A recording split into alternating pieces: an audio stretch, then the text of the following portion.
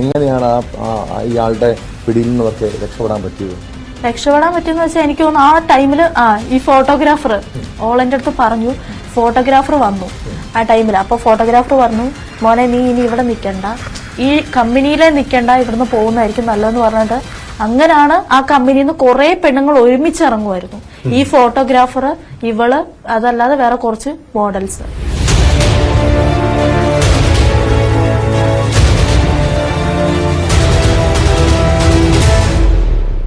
സനിക അന്ന് ആദ്യമായിട്ടാണ് അവിടെ പോയത്. ഞാൻ ഫസ്റ്റ് ടൈം ആണ് ഒരു മോഡലായിട്ട് ഒരു കമ്പനിയിൽ പോകുന്നത്. അത് തജാസിലാണ്.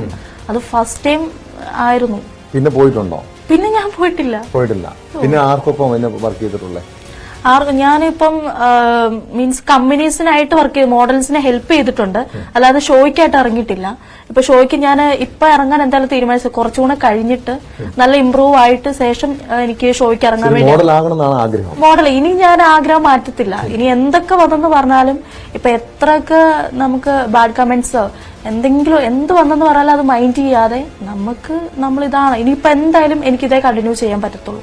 സോ ഇതിനോട് ഞാൻ പൊരുത്തപ്പെട്ടു പോയി, എന്റെ ആഗ്രഹം ഇതായി പോയി. അപ്പൊ ഞാൻ എന്തായാലും ഇനി കണ്ടിന്യൂസ് ആയിട്ട് ഇതേ ചെയ്യത്തുള്ളൂ. ഇത് തജാസിൽ മാത്രമാണോ ഇതുപോലുള്ള ഒരു സംഭവം ഉള്ളത്, അതോ മറ്റു മോഡലിംഗ് കമ്പനികളെ കുറിച്ച് കേട്ടിട്ടുണ്ടോ? മറ്റു മോഡൽ കമ്പനിയെ കുറിച്ച് ഞാൻ കേട്ടിട്ടില്ല. പക്ഷെ നമ്മളിങ്ങനെ മോഡലാണെന്ന് അറിയുമ്പോഴത്തേക്ക് ബാക്കിയുള്ള ആൾക്കാർ ഓരോ ചിന്താഗതിയുണ്ട്. അവളങ്ങനെ ആണ്, അവളെ ചിലപ്പോൾ പിടിച്ചാൽ കിട്ടും, നമ്മുടെ വഴിക്ക് വരും, അങ്ങനെ ഒരു ചിന്തയും അങ്ങനെ ഒരു വർത്താനവും അങ്ങനെ ഒരു കാഴ്ചയൊക്കെ ഉണ്ട്. മോഡലിംഗ് ഒരു മോശപ്പെട്ട മേഖലയാണ്?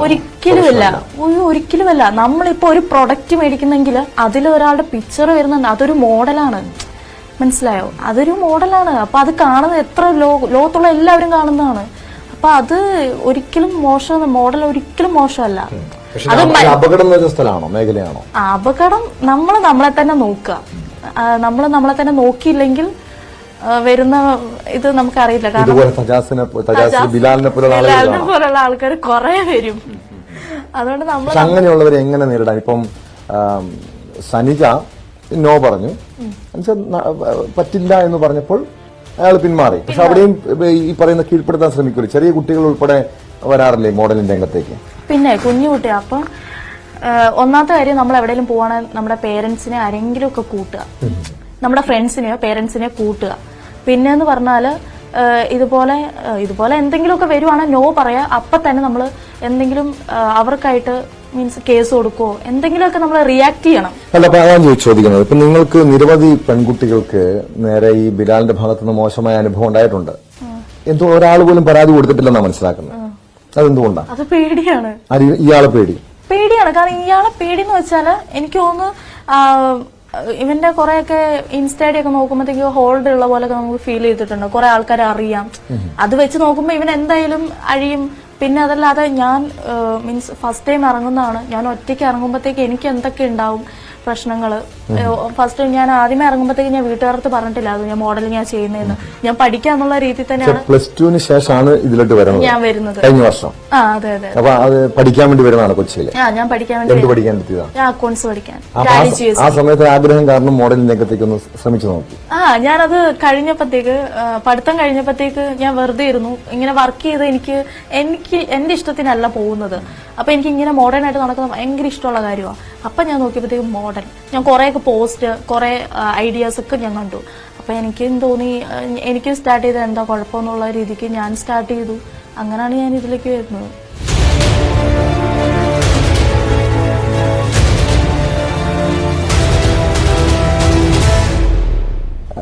പലരും ഒരു കേസ് ബിലാലിനെതിരെ ബാംഗ്ലൂർ ഒരു കേസ് ഉണ്ടെന്ന് തോന്നുന്നു. ഒരു പെങ്കൊച്ചിനെ പീഡിപ്പിച്ച കേസാണ്. അങ്ങനെ ആ ഒരു കേസ് ഒരു പെൺകുട്ടി മാത്രമാണ് ഇതുവരെയും പരാതി നൽകിയിരിക്കുന്നത്. പക്ഷെ നിരവധി പേർക്ക് ഇതുപോലുള്ള അനുഭവം ഉണ്ടായിട്ടുണ്ട്.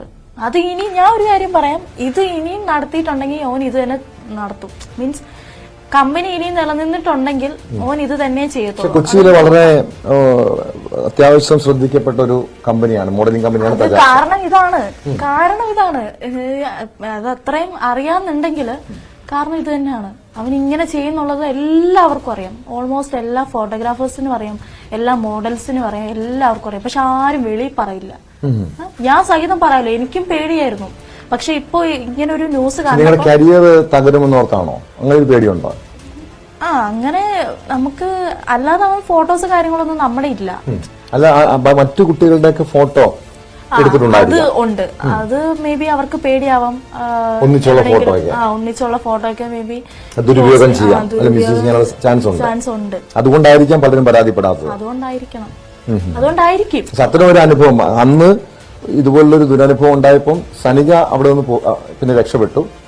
അതുകൊണ്ടാണ് പിന്നെ ഇതുപോലെ പിന്നീട് ഭീഷണിപ്പെടുത്താനോ മറ്റും വരാത്തത്. ഇല്ല, ഓന് എന്റെ അടുത്ത് കുറെ ഷൂട്ടിനൊക്കെ ഒത്തിരി വിളിച്ചു. ഞാൻ ലാസ്റ്റ് ബ്ലോക്ക് ചെയ്തു. ഞാൻ ഗ്രൂപ്പിൽ നിന്നും പോയി ഓനെ ഞാൻ ബ്ലോക്ക് ചെയ്ത് എല്ലാം കളഞ്ഞു. എന്നെ കുറെ കോണ്ടാക്ട് ചെയ്യാൻ ശ്രമിച്ചാ പിന്നെ ഞാൻ അവിടെ പോയിട്ടില്ല. അത് കഴിഞ്ഞപ്പോഴാണ്, ഈ ഒരു അനുഭവം കഴിഞ്ഞ് അവിടെ നിന്ന് ഇറങ്ങിയപ്പോഴാണ് എനിക്കറിയാവുന്ന കുറെ ഫോട്ടോഗ്രാഫേഴ്സും അല്ലാതെയും കുറെ ആൾക്കാർ ഇവരെ കുറിച്ച് പറയുന്നത്. അപ്പൊ ശരിക്കും ഞാൻ ഞെട്ടിപ്പോയി. ഇതുപോലെ നിരവധി പെൺകുട്ടികളൊക്കെ പിന്നെ ഞാൻ പറയുന്നത് മോഡലിംഗ് എന്ന് പറഞ്ഞ് എറണാകുളത്ത് വന്നാൽ തജാസിലേക്ക് പോകരുത്, അല്ലെങ്കിൽ തജാസ് ഇല്ലാതാക്കണം. അത് ഇല്ലാതാക്കണം. അതല്ലാതെ അവന്റെ കയ്യിൽ കുറെ ഫോട്ടോസ്, ഗേൾസിന്റെ ഫോട്ടോസ് ലാപ്പിൽ ഉണ്ടെന്നാണ് എനിക്ക് തോന്നുന്നത്. എന്റെ ഫ്രണ്ട് അങ്ങനെ പറഞ്ഞിട്ടുണ്ട്. നിരവധി പെൺകുട്ടികളുടെ അതല്ലാതെ അവൻ കൂടെ നിന്നിട്ടുള്ള ഫോട്ടോസ്, പാട്ടുമായിട്ടുള്ള ഫോട്ടോസ്, അങ്ങനെ കുറെ, അതൊക്കെ നശിപ്പിക്കുന്നതായിരിക്കും. കാരണം അതുകൊണ്ടൊക്കെയാണ് ആരും ഒന്നും പ്രതികരിക്കാത്തത്.